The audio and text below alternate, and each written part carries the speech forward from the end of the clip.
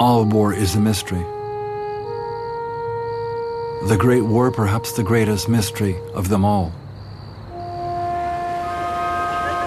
Voyaging to the past, these are grandchildren of the Canadians who came to fight the Great War against Germany.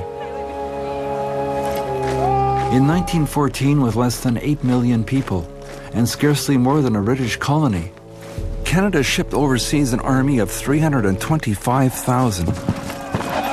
This army of their grandchildren have come to awaken Canada's sacred places. By recreating, retelling, and reliving these battles, these grandchildren will be transformed. They discover that their grandparents went to war for adventure and love. Love of country, surely, but more drawn by the love of comrades, of soldiers and nurses who survived death together. Of the 420,000 Canadians who went to fight, a heartbreaking 2/3 are killed or wounded. The grief and glory of the Great War. Moments of heroism leading to a lifetime of loss. Written in blood, this is the saga of a northern people who came from a distant shire to fight a war not of their own making, but in doing so, created a country.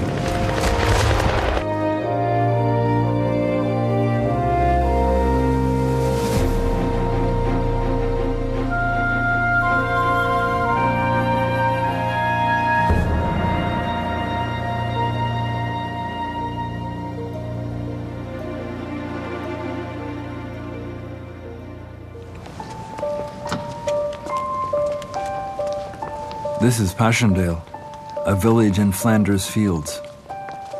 Every Remembrance Day, the villagers stage a torchlight ceremony to honor the armies that fought the horrifying Battle of Passchendaele Ridge. The torchlight ceremony is held at the Canadian Memorial, which declares simply the Canadian Corps in October-November 1917 advanced across this valley, then a treacherous morass, captured and held the Passchendaele Ridge.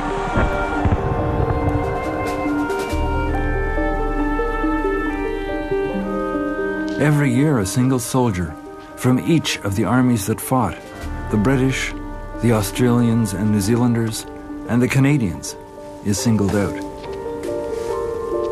This year, Major Talbot Papineau is remembered by the village and an officer from Canada's military today. In this sacred memorial tonight, we are honoring the life and death of a remarkable Canadian. His name is Talbot Papineau. In a dramatic sense, his story symbolizes all that Canada lost and all that Canada gained in the Great War. It is the summer of 1916, and Talbot Papineau, a captain with the Princess Patricia's Canadian Light Infantry, is in a front-line trench facing the German army in Belgium. On quiet nights, it isn't German snipers that make life uncomfortable. To deal with the rats, Papineau has acquired a terrier he nicknamed Bobs. But on this night, it takes the exhausted Papineau a while to figure out that Bobs has disappeared. Bobs went roaming in no man's land, no place for a dog either, and his leash snagged on the barbed wire. Afterwards, when Papineau wrote his lovely friend back home, he told the story from Bob's point of view. Have you seen Bob's? Yeah, he's out there stuck on some wire. Oh, jeez. Papineau, what are you doing? You can't go out there. Hey, come back, you bloody fool! I heard Master's voice coming nearer, and I saw him creeping toward me.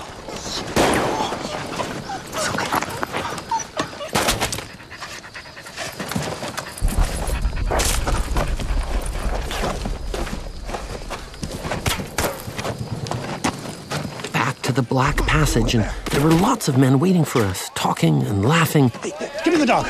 Come on, Bobs. And the large man with the big voice they called Charlie said Master was crazy and ought to be court-martialed.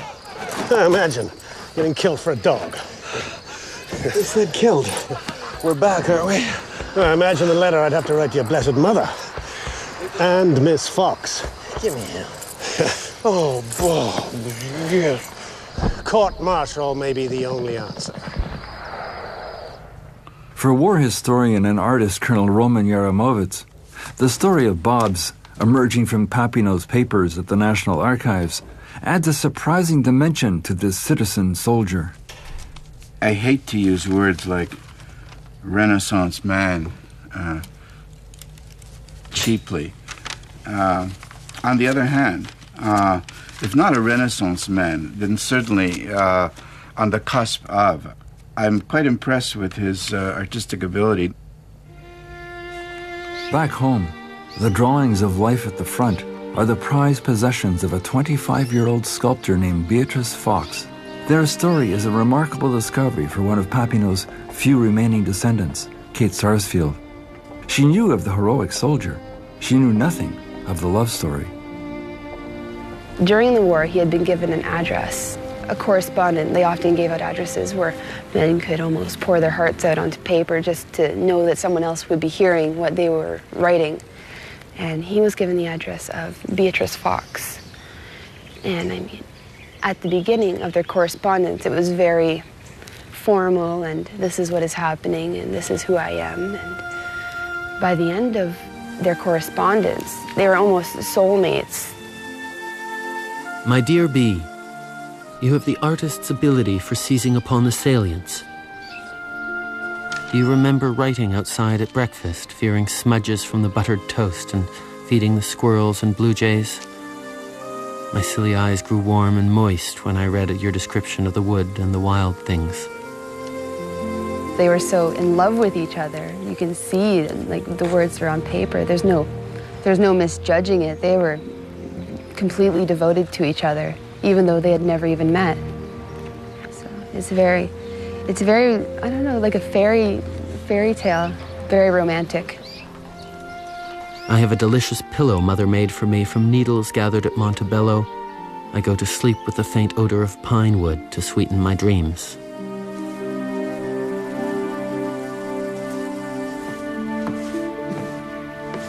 Well, gentlemen, oh no, it's him again, yes?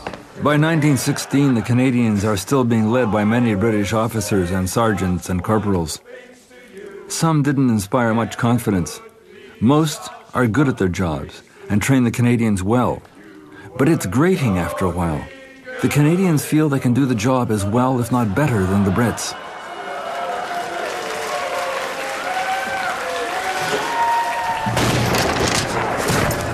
Over and over again, they have distinguished themselves as fighters and tacticians, but 2 years into the war, they still have not been allowed to fight together as a national army.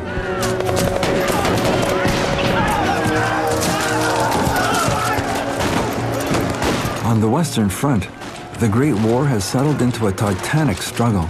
The armies of France and the British Empire are attempting to drive the German army from the fields of France and Belgium. They are failing, but every day thousands of soldiers are sacrificed in the attempt.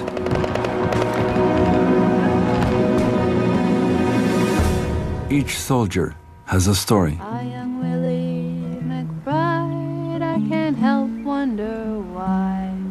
Do all those who lay here really know why they died? 14 of the grandchildren have come to France and Belgium, to an area not much bigger than Prince Edward Island, to discover their grandparents' story. Battlefields where they fought, graves where they are buried, memorials where they are remembered. At times, the experience proves overwhelming.